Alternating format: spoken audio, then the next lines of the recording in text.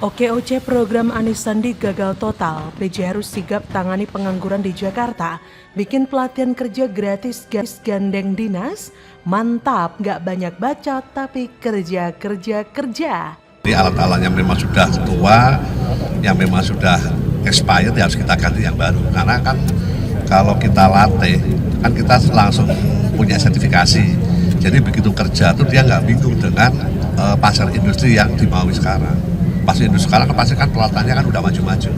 Nah dengan kita nanti nambah peralatan yang modern sehingga siswa didik kita yang nanti akan kita latih bersertifikat dan langsung bisa terpakai di industri yang mereka butuhkan.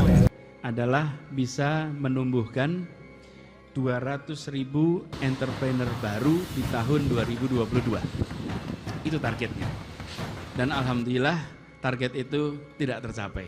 Jadi dia rekrut orang dulu, kemudian sesuai tahapan klasifikasi, oke, baru disalurkan.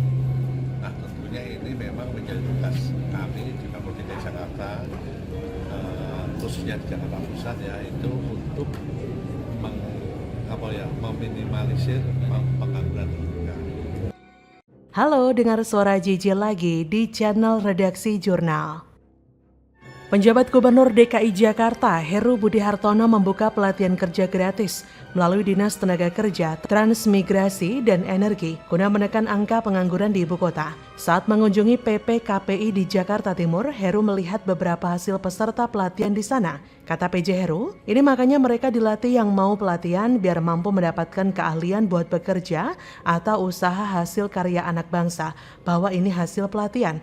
Terus termasuk juga pelatihan juga langsung bisa kerja. Kemudian pelatihan itu juga bisa langsung usaha sendiri dan seterusnya. Selain itu Pemprov Jakarta terus berupaya mengembangkan sumber daya manusia melalui peningkatan kompetensi tenaga kerja agar bisa bersaing di pasar industri nasional. Di sisi lain, Kepala Disnaker Transki DKI Jakarta Hari Nugroho menyebutkan bahwa lulusan PP KPI sejauh ini sekitar 78 hingga 83% penyerapan tenaga kerja. PJ Heru berkunjung ke PP KPI Jakarta Timur bersama dengan Asisten Perekonomian dan Keuangan Sekda DKI Jakarta Sri Haryati dan Wali Kota Jakarta Timur M. Anwar. Saat peninjauan, Heru dan jajaran mengunjungi sarana pelatihan Mobile Training Unit, workshop pelatihan kerja Pusat Pelatihan Kerja Pengembangan Industri, sekaligus bazar di gedung Coworking Space. Diketahui, berdasarkan data dari BPS, jumlah pengangguran di Jakarta mencapai 377.294 orang per 3 Agustus 2022. Tak perlu banyak cakap boyan kata indah, PJ Heru langsung sat-set mengatasi pengangguran di Jakarta untuk meningkatkan kewirausahaan di Provinsi Jakarta dalam periode 17 Oktober 2022 sampai dengan 24 Maret 2023. Dinas Perindustrian Perdagangan Koperasi Usaha Kecil dan Menengah Jakarta telah menerima 18.183 peserta baru yang mendaftar pelatihan kerja, serta memasarkan 376 produk binaan pelatihan kerja ke berbagai pameran baik nasional ataupun internasional.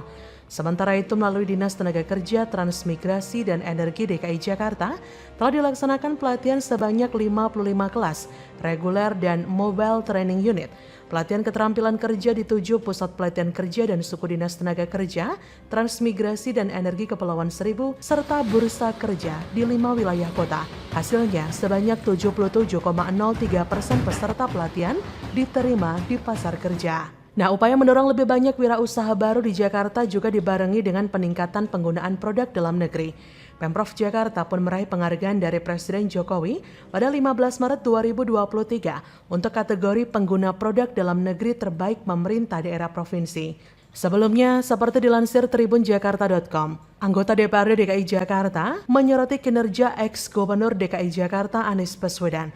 Salah satu program yang disorot adalah OKOC atau yang kini dikenal sebagai Jakpreneur. Program kewirausahaan itu disorot lantaran realisasinya yang sangat jauh dari target.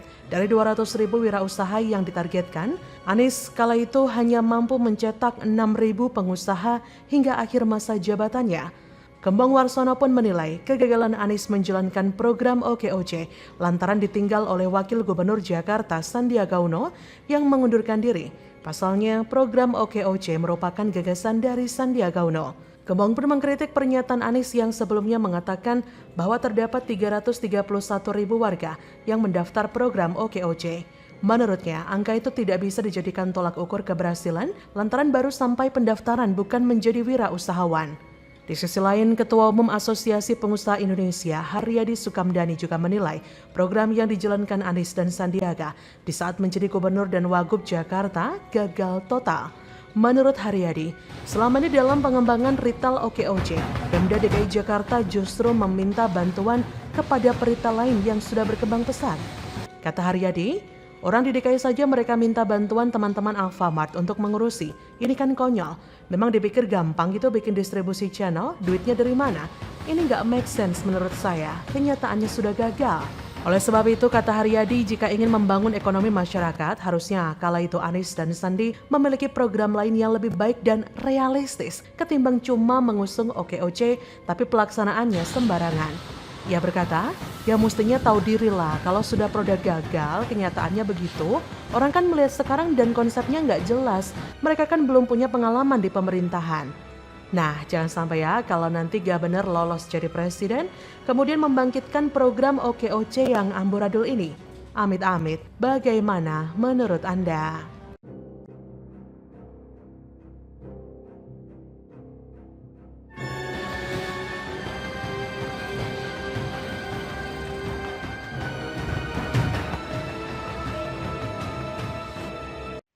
JK cawe-cawe, Irma Chaniago kekeh tolak AHY dan Demokrat, sindir telak, cawapres itu nggak jadi beban dan bisa raih kemenangan. Harusnya itu yang berterima kasih itu ya Demokrat ya kepada pemerintahan Pak Jokowi. Karena apa? Kalau proyek-proyek yang 34 itu mangkrak, maka kemudian dan tidak dilanjutkan, maka itu akan menjadi kerugian negara. Dengan dilanjutkan, maka kemudian akan menjadi keuntungan bagi bangsa Indonesia, bagi pemerintah SBY juga. Saya tadi sampaikan kalau Mas AHY ini tentu mempunyai kemampuan dan tinggal suatu musyawarah atau keputusan oleh koalisi untuk penentuan itu. Tapi banyak juga Pak Anies sudah jelaskan sebaiknya Wapres itu dari anggota koalisi. Itu juga sudah sebenarnya suatu hal yang sudah menjadi bagian daripada kebijakan. Kalau calon itu menambah suaranya dan bekerja sama nanti kalau menang, adalah pasti. Tingkat tergantung Anies saja yang mana yang menurut pandangan dia dan seluruh partai-partai yang mana yang cocok. Jika JK memberikan usulan, tetapi urusan cawapres sudah diserahkan sepenuhnya kepada Anies dan akan dikomunikasikan ke Koalisi Perubahan untuk Persatuan. Menurut Irma Chaniago, memberikan penilaian boleh dan sah-sah saja, apalagi JK adalah salah satu tokoh. Tapi, ia mengingatkan, JK tidak berasal dari partai koalisi yang akan mengusung Anies, sehingga secara formal tidak punya hak menentukan cawapres. Irma juga menyebut bahwa Nasdem menyerahkan sepenuhnya kepada Anies, siapa yang ia anggap paling pas untuk mendampinginya. Tagline Nasdem menurut Irma adalah play to win, main dan menang. Itu juga yang dilakukan saat Pilpres dan Pilkada, terukur dengan strategi yang matang. Bahkan saat ditanya apakah Nasdem sudah memiliki figur yang sesuai kriteria menentukan cawapres, Irma menilai bahwa semua pimpinan parpol koalisi selalu berkomunikasi bersama soal ini. Yang terpenting menurut Irma adalah cawapres itu sosok yang tidak membebani dan harus memiliki elektabilitas yang mendukung kemenangan saat berpasangan dengan Anies nanti. Waduh, jika melihat pernyataan Irma yang telak itu sepertinya AHY adalah beban bagi Anies. Karena jika melihat elektabilitas AHY sangat jauh dari kata bagus bagi elektabilitas Anies. Dan soal elektabilitas, Irma pun menyebut bahwa Khofifah punya elektabilitas lebih bagus daripada AHY. Wow, sepertinya internal Koalisi Perubahan sedang goyah. Bantahan Irma Chaniago kepada JK sepertinya bukti bahwa Irma ogah jika AHY menjadi cawapres Anies. Kondisi ini tentu akan menyulitkan posisi AHY dan Demokrat untuk meraih elektoral. Karena tanpa PKS dan Nasdem, Demokrat akan menjadi gelandangan politik. Atau dengan kata lain, Nasdem lebih mendukung pasangan Anies Khofifah daripada Anies AHY. Lantas, apa alasan yang membuat Irma Chaniago menolak AHY jadi cawapres? Pertama, AHY itu bukan cawapres potensial, seperti dia yang tidak punya basis massa, sehingga peluang untuk Anies kalah sangatlah besar kalau berpasangan dengan dia. Kedua, AHY itu politisi digoreng dadakan serta bukan orang yang mandiri. Seperti dia jadi cagup DKI bukan karena keinginannya sendiri, tapi karena didesak oleh bapaknya. Begitupun ia jadi ketum Partai Demokrat, bukan karena keinginan serta perjuangannya sendiri, tapi lagi-lagi karena campur tangan dari sang Pepo. Gawat ya kalau orang ini jadi wapres, karena yang akan mengatur tugas-tugasnya ke depannya adalah bapaknya. Ketiga, AHY tidak punya rekam jejak di dunia politik yang bisa dibanggakan. Lawang baru ikut Pilkada Jakarta saja sudah kalah, apa yang mau dibanggakan? Itulah kenapa Partai Demokrat sering banget jual prestasi SBY, karena mau jual prestasi AHY, gak ada yang bisa dijual. Mana ada. Jadi, bagaimana menurut Anda?